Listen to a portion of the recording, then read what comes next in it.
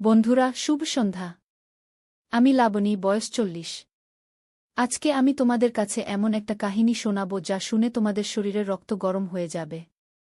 আমার সাথে যা ঘটেছে তা কখনো ভাবতে পারিনি। আমার ছেলে অভিজিৎ, মাত্র 23 বছর বয়স, একদিন রাতে আমার ঘরে এসে আমার কানে ফিসফিস করে বলল, মা, আমি তোমাকে বিয়ে করতে চাই। আমি হতবাক। কিন্তু তার ছোঁয়া আমার গালে লাগতেই আমার সব শিহরিত হয়ে উঠল। আমার ভেতরে এক অদ্ভুত আবেগ জেগে উঠল। আমি স্তব্ধ হয়ে গেলাম। অভিজিৎ আমার সামনে দাঁড়িয়ে আছে, তার চোখে এক অদ্ভুত দৃষ্টি। আমি জিজ্ঞেস করলাম, কি বললি তুই? অভিজিৎ আবার বলল, মা, আমি তোমাকে বিয়ে করতে চাই। আমি ভাবলাম অভি নিশ্চয়ই কোনো মজা করছে। আমি বললাম, অভি, এসব কি বলছিস? এটা কি কোনো প্র্যাঙ্ক? অভিজিৎ আমার হাত ধরল। তার হাত ঠান্ডা, অস্বাভাবিক রকমের ঠান্ডা। মা, আমি মজা করছি না। আমি গত কয়েক মাস ধরে এটাই ভাবছি। আমি জানি এটা অস্বাভাবিক, কিন্তু আমি নিজেকে আটকাতে পারছি না। আমি চিৎকার করে উঠলাম, অভি, এসব কি বলছিস? তুই কি পাগল হয়ে গেছিস? তখন অভিজিৎ একটা বাক্স বের করল। একটা ছোট্ট বাক্স, যেমন আংটি রাখা হয়। আমি আরও ভয় পেয়ে গেলাম।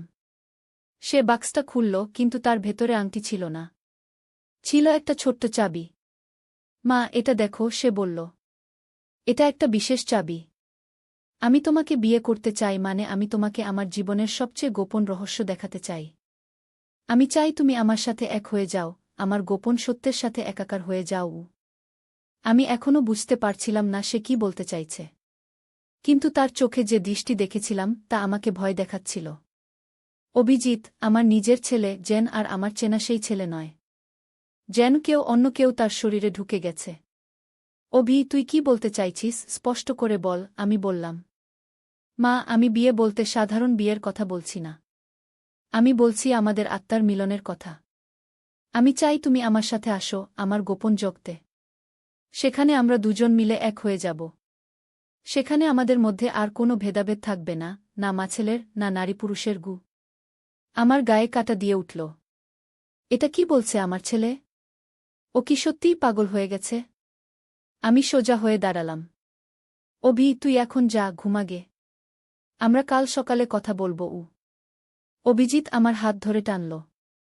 না মা, এখনই আমাদের যেতে হবে। বাবা ঘুমাচ্ছে। এখনই সময়। আমি ভাবলাম চিৎকার করে কুণালকে ডাকি। কিন্তু অভিজিৎ যেন আমার মনের কথা বুঝে ফেলল। সে আমার হাত ধরে এমনভাবে টানল যে আমি প্রায় পড়ে যাচ্ছিলাম। মা, চিৎকার করো না। আমি তোমার মঙ্গলই চাই। বাবা বুঝবে না। কেউই বুঝবে না। আমি পালানোর চেষ্টা করলাম, কিন্তু অভিজিতের শক্ত হাতের বাঁধন থেকে নিজেকে ছাড়াতে পারলাম না। সে আমাকে টেনে বাইরে নিয়ে গেল।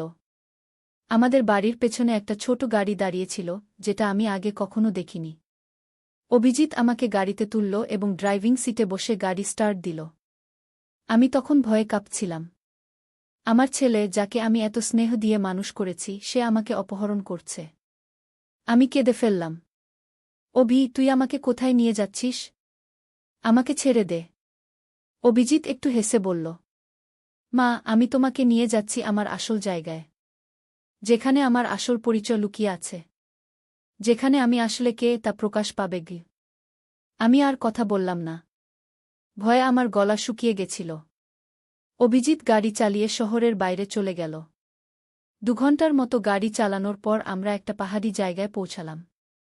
চারদিকে গাছ, দূরে দূরে মাত্র কয়েকটা বাড়ি। অভিজিৎ গাড়ি থামিয়ে আমাকে নামতে বলল। আমি নামলাম। ভাবলাম, এখন পালানোর সময়। কিন্তু চারদিকে অন্ধকার, রাত গভীর, এবং কোনো লোকজন দেখা যাচ্ছে না। কোথায় পালাবো? তাছাড়া অভিজিৎ আমার হাত শক্ত করে ধরে রেখেছে। অভিজিৎ একটা বাড়ির দিকে এগিয়ে গেল। বাড়িটা দেখতে পুরনো, কিন্তু বেশ বড়। বাইরে থেকে দেখে মনে হচ্ছিল কোনো ধনী পরিবারের বাড়ি হবে। অভিজিৎ দরজায় নক করল। কিছুক্ষণ পর দরজা খুলে গেল। আমি দেখে চমকে উঠলাম। দরজা খুলেছে একজন বৃদ্ধ, প্রায় 80 বছর বয়সী। বৃদ্ধ অভিজিৎকে দেখে হাসল। এসো বাবা, অনেক দিন পর এলে। আর এই যে তোমার মা। স্বাগতম, স্বাগতম। বৃদ্ধ আমাদেরকে ভেতরে যেতে ইশারা করল। আমি অবাক হয়ে ভাবলাম, এই বৃদ্ধ অভিজিৎকে চেনে? আর আমাকেও? কিন্তু আমি তো এই বৃদ্ধকে কখনো দেখিনি আগে। কেই নি অভি? আমি জিজ্ঞেস করলাম। উনি ঠাকুরদা, অভিজিৎ বলল। ঠাকুরদা? তোর ঠাকুরদা তো মারা গেছেন অনেক বছর আগে। বৃদ্ধ হাসলেন। আমি তোমার ছেলের শারীরিক ঠাকুরদা নই, কিন্তু আমি তার আত্মিক পিতা। আমি তাকে একটা নতুন জন্ম দিয়েছি। আমি আরও বিভ্রান্ত হয়ে গেলাম। বৃদ্ধ আমাদের একটা ঘরে নিয়ে গেলেন। ঘরটি বড়, দেয়ালে অসংখ্য বই। মাঝখানে একটি বড় টেবিল। টেবিলের উপর একটি প্রাচীন পাণ্ডুলিপি। বৃদ্ধ আমাকে বললেন, তুমি বসো, লাবণী দেবী। আমরা তোমার অপেক্ষায় ছিলাম গিয়ে। আমি আরও ভয় পেয়ে গেলাম। আপনি আমার নাম জানলেন কি করে? বৃদ্ধ হাসলেন। আমি অনেক কিছুই জানি। যেমন, আমি জানি তুমি একজন সাধারণ মা নও। তুমি একজন বিশেষ মা, একজন নির্বাচিত মাগী। আমি বুঝতে পারলাম না বৃদ্ধ কি বলতে চাইছেন। অভিজিৎ এবার সেই ছোট্ট চাবিটি বের করে বৃদ্ধকে দিল। বৃদ্ধ চাবিটি নিয়ে টেবিলের কাছে গেলেন। টেবিলের নিচে একটা ড্রয়ার ছিল, সেটা খুললেন। ড্রয়ার থেকে বের করলেন একটা বাক্স। বাক্সে চাবি লাগালেন, বাক্স খুললেন। বাক্সের ভেতর থেকে বের করলেন আরেকটি পাণ্ডুলিপি। এবার শোনো, বৃদ্ধ বললেন। অনেক হাজার বছর আগে এই পৃথিবীতে দুটি জাতি বাস করত, মানুষ এবং দেবতা। দেবতারা ছিল মানুষের চেয়ে শক্তিশালী, বুদ্ধিমান এবং দীর্ঘজীবী। কিন্তু ক্রমে মানুষের সংখ্যা বাড়তে লাগল আর দেবতাদের সংখ্যা কমতে লাগল। শেষে একসময় দেবতারা প্রায় বিলুপ্ত হয়ে গেল। বৃদ্ধ আমার দিকে তাকালেন। কিন্তু দেবতারা সম্পূর্ণ বিলুপ্ত হয়নি। তারা মানুষের মধ্যে মিশে গেছে। দেবতাদের রক্ত মানুষের রক্তের সাথে মিশে গেছে। কিছু মানুষের মধ্যে দেবতাদের রক্ত বেশি, তারাই বিশেষ শক্তি ও জ্ঞান নিয়ে জন্মায়। তোমার ছেলে অভিজিৎ তেমনি একজন। তার মধ্যে দেবতাদের রক্ত আছে কি? আমি হাসতে শুরু করলাম। আপনি কি বলছেন? দেবতা? রক্ত? এসব কি পাগলামি? বৃদ্ধ গম্ভীর হয়ে গেলেন। তুমি হাসছ কারণ তুমি জানো না। কিন্তু তোমার ভেতরেও সেই রক্ত আছে, লাবণী দেবী। তুমিও দেবতাদের বংশধর। শুধু তুমি জানো না। আমি এবার রেগে গেলাম। দেখুন, আমি জানি না আপনি কে, কিন্তু আমার ছেলেকে আপনি পাগল করে দিয়েছেন। আমি এখনই পুলিশে ফোন করছি। আমি আমার মোবাইল বের করলাম, কিন্তু দেখলাম সেখানে কোনো নেটওয়ার্ক নেই। বৃদ্ধ বললেন, এখানে তোমার মোবাইল কাজ করবে না। এটা একটা বিশেষ জায়গা। এখানে আমরা দেবতাদের শক্তি ব্যবহার করি কি। এবার অভিজিৎ আমার কাছে এসে বলল, মা, আমি যখন বললাম আমি তোমাকে বিয়ে করতে চাই, তার মানে ছিল আমি চাই তুমিও আমাদের এই বিশেষ গোষ্ঠীতে যোগ দাও। তোমার মধ্যেও দেবতাদের রক্ত আছে। তুমি আমাদের একজন।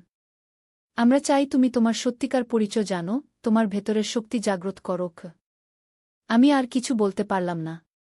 অভিজিৎ হাত বাড়িয়ে আমার কপালে রাখল। আমি অনুভব করলাম তার হাত থেকে এক ধরনের উষ্ণতা আমার শরীরে ছড়িয়ে পড়ছে। একটু পরেই আমার মাথা ঘুরতে লাগল। আমি অজ্ঞান হয়ে গেলাম। যখন আমার জ্ঞান ফিরে এলো, আমি দেখলাম আমি একটা বিছানায় শুয়ে আছি। ঘরটা আলাদা, এটা আগের সেই ঘর নয়। এটা ছোট, সুন্দর সাজানো, জানালা দিয়ে সূর্যের আলো আসছে। বাইরে পাখির ডাক শোনা যাচ্ছে। আমি উঠে বসলাম। আমার মাথাটা এখনও কিছুটা ঘুরছিল। দরজা খুলে অভিজিৎ ঘরে ঢুকল। মা, তুমি ঠিক আছো? তোমার ঘুম ভাঙল? সে জিজ্ঞেস করল। অভি, কি হয়েছিল কাল? সেই বৃদ্ধ লোকটাকে? আমি জিজ্ঞেস করলাম। উনি গুরুদেব। আমাদের আধ্যাত্মিক গুরু। উনি আমাদের সত্যিকার পরিচয় বুঝতে সাহায্য করেন। আমি উঠে দাঁড়ালাম। অভি, আমি বাড়ি যেতে চাই। তোর বাবা নিশ্চয়ই চিন্তায় আছে। আমি এসব বিশ্বাস করি না। আমাকে বাড়ি নিয়ে চল। অভিজিৎ দরজার কাছে দাঁড়িয়ে রইল। মা, তুমি আরেকদিন থাকো। গুরুদেব তোমাকে সব দেখাবেন। তারপর তুমি যদি যেতে চাও, আমি নিজেই তোমাকে বাড়ি পৌঁছে দেব। আমি বুঝলাম অভিজিৎ আমাকে সহজে যেতে দেবে না। আমি ভাবলাম একদিন অপেক্ষা করাই ভালো। তারপর সুযোগ বুঝে পালাব। ঠিক আছে, আমি বললাম। অভিজিৎ খুশি হয়ে গেল। চলো, নাস্তা করা যাক। আমরা একটা ডাইনিং রুমে গেলাম। সেখানে টেবিলে অনেক খাবার সাজানো। আশ্চর্যের বিষয়, সবই আমার পছন্দের খাবার। অভিজিৎ আমাকে বসতে বলল। আমি বসলাম এবং খেতে শুরু করলাম। খাবারগুলো অসাধারণ স্বাদের ছিল। খাওয়ার পরে অভিজিৎ আমাকে বাড়ির বাইরে নিয়ে গেল। বাইরে গিয়ে দেখলাম বাড়িটা একটা পাহাড়ের ঢালুতে অবস্থিত। নিচে একটা সুন্দর লেক, চারপাশে সবুজ গাছপালা। দূরে আরও কিছু বাড়ি দেখা যাচ্ছে। এটা আমাদের কমিউনিটি, অভিজিৎ বলল। এখানে আমরা একসাথে থাকি, একসাথে অনুশীলন করি, একসাথে শিখি। আমরা সবাই দেবতাদের বংশধর। আমাদের সবার মধ্যে সেই বিশেষ রক্ত আছে কি? আমি জিজ্ঞেস করলাম, কতজন লোক আছে এখানে? প্রায় ১০০ জন, অভিজিৎ বলল। তুই কবে থেকে এখানে আসা শুরু করলি? আমি জিজ্ঞেস করলাম। প্রায় ১ বছর হল। একদিন কলেজ থেকে ফেরার পথে আমি গুরুদেবের সাথে দেখা করি। উনি আমার কপালে হাত রাখেন, আর আমি অনুভব করি আমার ভেতরে কিছু একটা জেগে উঠছে। উনি আমাকে বলেন আমি একজন বিশেষ ব্যক্তি, আমার মধ্যে দেবতাদের রক্ত আছে। প্রথমে আমি বিশ্বাস করিনি, কিন্তু উনি আমাকে এখানে নিয়ে আসেন এবং আমাকে দেখান আমি কি করতে পারি। আমি জিজ্ঞেস করলাম, তুই কি করতে পারিস? অভিজিৎ একটু হাসল। সে তার হাত বাড়িয়ে সামনের একটা পাথরের দিকে তাক করল।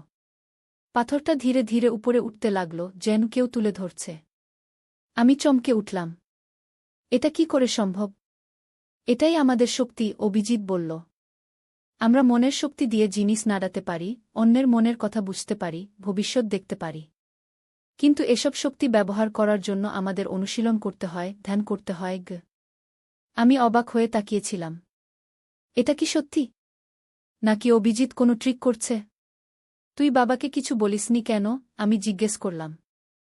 বাবা বুঝবে না, অভিজিৎ বলল। তার মধ্যে দেবতাদের রক্ত নেই। সে মনে করবে আমরা পাগল হয়ে গেছি। কিন্তু তোমার মধ্যে আছে, মা। তুমিও একজন। আমি চাই তুমি তোমার শক্তি আবিষ্কার করো। আমি এখনও বিশ্বাস করতে পারছিলাম না। কিন্তু অভিজিতের কথাগুলো আমার মনে দাগ কাটছিল। আমি কি সত্যিই বিশেষ কেউ? দিনটা আমরা ঘুরে ঘুরে কাটালাম। অভিজিৎ আমাকে কমিউনিটির বিভিন্ন জায়গা দেখাল। আমি দেখলাম লোকেরা ধ্যান করছে, যোগ ব্যায়াম করছে, গ্রন্থ পড়ছে। সবাই আমাকে দেখে হাসছিল, স্বাগত জানাচ্ছিল। সন্ধ্যায় অভিজিৎ আমাকে বলল, মা, আমরা এখন একটু দূরে যাব। আমাদের মন্দিরে। মন্দির? এখানে মন্দির আছে? আমি জিজ্ঞেস করলাম। হ্যাঁ, পাহাড়ের ওপারে একটি গুহার ভেতরে আমাদের প্রাচীন মন্দির আছে। সেখানেই আমাদের গোপন পাণ্ডুলিপি এবং শক্তির উৎস রয়েছে। গুরুদেব সেখানে আমাদের অপেক্ষা করছেন। আমি ভয় পেয়ে গেলাম, কিন্তু এটাই আমার পালানোর সুযোগ হতে পারে ভেবে রাজি হলাম। আমরা গাড়িতে করে যাত্রা শুরু করলাম। গাড়ি একটা কাঁচা রাস্তা ধরে পাহাড়ের দিকে উঠতে লাগল। প্রায় আধ ঘণ্টা পর গাড়ি একটা সমতল জায়গায় থামল। সেখান থেকে হেঁটে যেতে হবে। অন্ধকার ঘন হয়ে উঠেছিল। অভিজিৎ একটা টর্চ জ্বালাল। এই পথ ধরে, সে বলল। আমরা হাঁটতে লাগলাম। চারপাশের জঙ্গল থেকে বিচিত্র সব শব্দ আসছিল। পাখি, কীটপতঙ্গ এবং অন্যান্য প্রাণীর ডাক। আমি ভয়ে কাঁপছিলাম। প্রায় ২০ মিনিট হাঁটার পর আমরা একটা বিশাল পাথরের সামনে এসে দাঁড়ালাম। পাথরটি দেখে মনে হচ্ছিল একটা বিশাল দরজা। অভিজিৎ হাত বাড়িয়ে পাথরে স্পর্শ করল এবং কিছু মন্ত্র আওড়াল।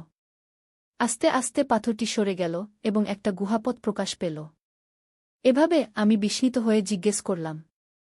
হ্যাঁ, মা। আমরা মনের শক্তিতে পাথরকেও নাড়াতে পারি, অভিজিৎ বলল। আমি তখনও বিস্মিত ছিলাম। এসব কি সত্যি? নাকি আমি কোনো স্বপ্ন দেখছি? এখন আমাদের কি করতে হবে? আমি জিজ্ঞেস করলাম। গুরুদেব বললেন, আমাদের এখন আরও অনেক দেবসন্তানকে খুঁজে বের করতে হবে। যাদের মধ্যে আমাদের রক্ত আছে তাদের জাগিয়ে তুলতে হবে। একসময় আমরা আবার আমাদের হারানো রাজত্ব ফিরে পাব। আমি একটু চিন্তিত হয়ে পড়লাম। আমরা কি মানুষদের ক্ষতি করব? গুরুদেব হাসলেন। না, লাবণী দেবী। আমরা মানুষদের রক্ষা করব। আমরা তাদের সাহায্য করব। আমাদের জ্ঞান ও শক্তি দিয়ে আমরা এই পৃথিবীকে আরও উন্নত করব। মানুষ এখন নিজেদের ধ্বংস করে ফেলছে, যুদ্ধ, দূষণ, লোভ। আমরা তাদের নতুন পথ দেখাব। আমি ভাবলাম, হয়তো এটাই সত্যি। হয়তো আমরা সত্যিই বিশেষ এবং আমাদের একটা উদ্দেশ্য আছে। কিন্তু আমার স্বামী? আমি জিজ্ঞেস করলাম। কুনাল? সে কি জানে? অভিজিৎ বলল, বাবার মধ্যে দেবরক্ত নেই, মা।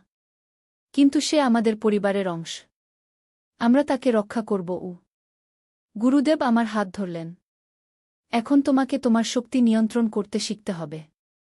এটা সহজ নয়, কিন্তু আমরা তোমাকে সাহায্য করব গো।